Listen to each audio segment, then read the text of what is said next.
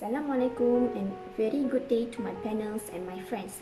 My name is Zulin Izzati and I would like to share with you about my analysis on thin oxide SnO2 as an electron transfer layer for an emerging solar cell applications. The third generation of solar cell, which include the perovskite solar cells PSC and dye-sensitized solar cells DSSC, has been experimented for the past 2 decades. PSC and the SSC have the potential to replace silicon-based solar cells in the future. However, the recent efficiency for both solar cells is still lacking due to several factors. ETL material selection is very critical to achieve the high efficiency of solar cells. The existing conventional ETL layer, which is titanium dioxide, TiO2, needs more improvement in efficiency to be commercially viable. Recently, SnO2 have been discovered with features that may allow it to replace TiO2 in solar cell applications. The problem statement here is SnO2 is still newly introduced and the parameter of the material is still under investigation. So the performance of SnO2 is analyzed as an ETL layer for both PSC and DSSC applications.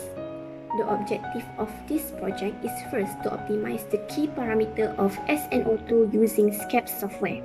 Next, to fabricate SnO2 layer on Ito substrate and to observe the conductivity of the SnO2 layer with a different temperature. There are 2 solar cell structures that will be analyzed. The analysis is first conducted by simulation method by using SCAPS 1D software.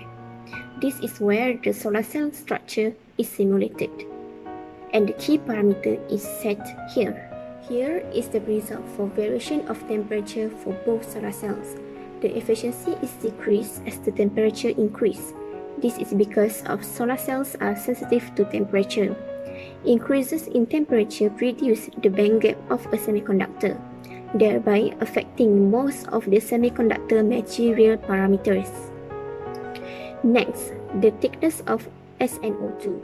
The efficiency also decreases as the ETL thickness increases. They decrease gradually due to a sharp increase in series resistance. Then, the variation of doping donor density. The efficiency of both solar cells increase because the increase of doping density increase the mobile carrier concentrations. It same goes to the variation of doping acceptor density. The efficiency of both solar cells also increase when the doping density increase. And finally, the variation of defect density at the ETL and observer interface. The efficiency of both solar cells decrease as the defect increase because the higher defect concentration can cause higher recombination rate of electron and holes. Next is the fabrication part. In this project, spin coat method is used to fabricate SnO2. Spin coat is used because it is a conventional technique for applying thin film to substrate. The solution is prepared by dissolving 30 mg SnO2 powder into 5 ml ethanolamine. Then it is ultrasonicated for 4 hours and hot plated for 2 hours to evaporate the residual solvent. Then the prepared solution is spin coated to obtain a thin film of SnO2. The deposited SnO2 is then annealed at 5 different temperatures, which is 90 degrees, 120 degrees, 150 degrees, 180 degrees, and 210 degrees. The color of the SnO2 is changing to dark as the temperature increases. Finally, the conductivity of the SnO2 is measured using Cayley measurement tools. Only 3 of the thin film has conductivity, which is the SnO2 that annealed with 90 degree, 120 degree, 150 degrees, while the annealed SnO2 at temperature 180 and 210 doesn't have any conductivity. This concludes that SnO2 has limit annealing temperature, which is 150 degrees.